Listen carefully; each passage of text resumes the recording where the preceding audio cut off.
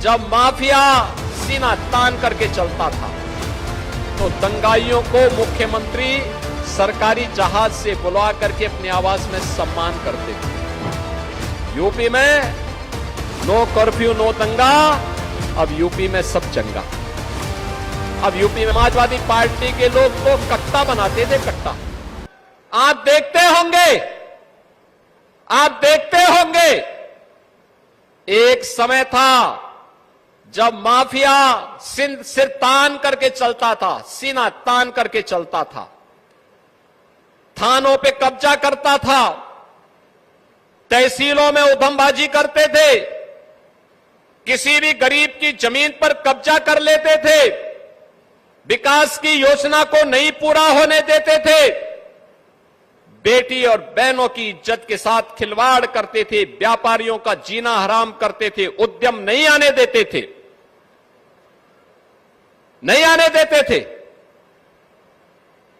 और अगर कहीं जब दंगे होते थे तो दंगाइयों को मुख्यमंत्री सरकारी जहाज से बुला करके अपने आवास में सम्मान करते थे। ये होता था 2017 के पहले। बहन और भाइयों, अब यूपी में दंगा नहीं होता है, नो दंगा नो कर्फ्यू, यूपी में अब सब चंगा। यूपी में नो कर्फ्यू नो दंगा, अब यूपी में सब चंगा।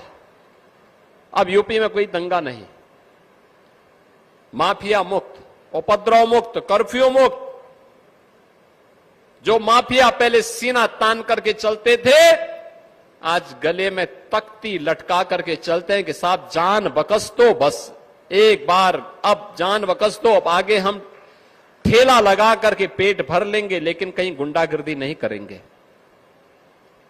हमारी प्रतिबद्धता गरीब के लिए है, हमारी प्रतिबद्धता युवा के लिए है, हमारी प्रतिबद्धता बहन और बेटियों की सुरक्षा के लिए है, हमारी प्रतिबद्धता व्यापारियों की सुरक्षा के लिए है, अन्नदाता किसानों की खुशहाली के लिए है।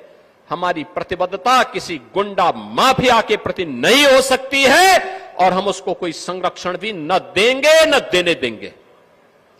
और इसीलिए बहनों और भाइयों, आज आप सबको मैं कहने के लिए आया हूं, ये मेडिकल कॉलेज पहले भी बन सकते थे, विजन नहीं था। गरीब को उपचार की सुविधा मिले, ये केवल सेफई परिवार का अधिकार था, बाकी किसी और का नहीं। उनको अच्छी सुविधा मिले, बाकी तो 25 करोड़ की जनता जाए भाड़ में उनके लिए, यही करते थे। सब कुछ सेफई। पीलीभीत नहीं, लखीमपुर खीरी नहीं, बरेली नहीं, रामपुर नहीं, मुरादाबाद नहीं, बदायूं नहीं,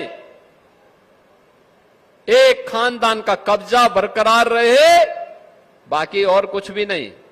और बहनों और भाइयों, इसीलिए आए हैं हम लोग बताने के लिए, ये संभव हुआ है इसलिए क्योंकि आपने अच्छा काम किया, अच्छे प्रतिनिधि चुने। और मैं तो आभारी हूं पीलीभीत वासियों का कि आपने सांसद के रूप में श्री जितिन प्रसाद जी को यहां से चुन करके भेजा। वो केंद्र सरकार में मंत्री हैं, यहां के युवाओं को स्किल डेवलपमेंट के माध्यम से उनके उज्जवल भविष्य के लिए भी कार्यक्रम चला रहे हैं। आपने श्री संजय गंगवार जी को चुना, उत्तर प्रदेश सरकार में गन्ना मंत्री के रूप में काम कर रहे हैं। आपने स्वामी प्रवक्तानंद जी को चुना, विकास की योजनाओं को लेकर के आ रहे हैं। आपने श्री विवेक वर्मा जी को चुना, वे विकास की योजनाओं को लेके आ रहे हैं, आपका अधिकार आपको दिला रहे हैं। बाबूराम पासवान जी को चुनाव जिता करके भेजा, विधायक बना करके भेजा, वे विकास के लिए निरंतर प्रयासरत है। ये सभी लोग जब जीत करके जाते हैं, तब मेडिकल कॉलेज आता है, तब पुल आता है, तब सिंगल लेन की सड़क 2 लेन और 4 लेन में बदलती है, और तब जैव विविधता के लिए पीलीभीत जनपद दुनिया के अंदर विख्यात होता है, टूरिज्म बढ़ता है। और बहनों और भाइयों, आज मुझे देख करके अच्छा लगा। मुझे यहां पे जब गरीबों के कल्याण के लिए उन्हें शासन की कल्याणकारी योजनाओं का लाभ जब मैं प्रदान कर रहा था, कितनी खुशी थी उनके चेहरे पर। कोई युवा सीएम उद्यमी स्कीम से लाभान्वित हो रहा है, कोई पीएम विश्वकर्मा स्कीम से लाभान्वित हो रहा है, कोई पीएम आवास योजना में, कोई सीएम आवास योजना में, और कहीं पर एनआरएलएम के तहत लखपति दीदी को यहां पे डमी चेक उपलब्ध करवाया जा रहा था, और कहीं पे नागरिकता प्रमाण पत्र और कहीं पे जमीन का प्रमाण पत्र उपलब्ध करवाने का कार्य इस मंच से हो रहा था। कितना अच्छा लग रहा था। पाने वाले लोग भी, आप सोचो उन बुजुर्गों की उम्र आज से 56 साल पहले जब ये लोग विस्थापित होकर के आए होंगे, 55-56 वर्ष पहले जब आए होंगे, तब उनकी उम्र 15 से 25 के बीच रही होगी। आज उम्र ढल चुकी है, आंखें तरस गई, प्रताड़ित होना पड़ा होगा, कहीं फॉरेस्ट से, कहीं राजस्व कर्मियों से, कहीं पे पुलिस से, कहीं पे किसी अन्य कर्मी से।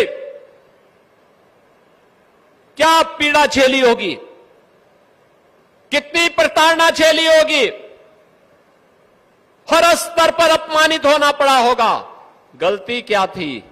गलती कांग्रेस की थी, जिन्होंने 1947 में भारत का विभाजन स्वीकार किया था। भारत का विभाजन नहीं होता, इन गरीबों को, इन बंगाली परिवारों को विस्थापित नहीं होना पड़ा होता, नहीं होना पड़ा होता, और आने वाले समय में किसी हिंदू को विस्थापित न होना पड़े। इसके लिए तो उत्तर प्रदेश में अब हम लोग डिफेंस मैन्युफैक्चरिंग कॉरिडोर में प्रधानमंत्री जी के दूरदर्शी विजन को ध्यान में रख करके अब ब्रह्मोस मिसाइल भी बना रहे हैं। इस समाजवादी पार्टी के लोग तो कट्टा बनाते थे, कट्टा।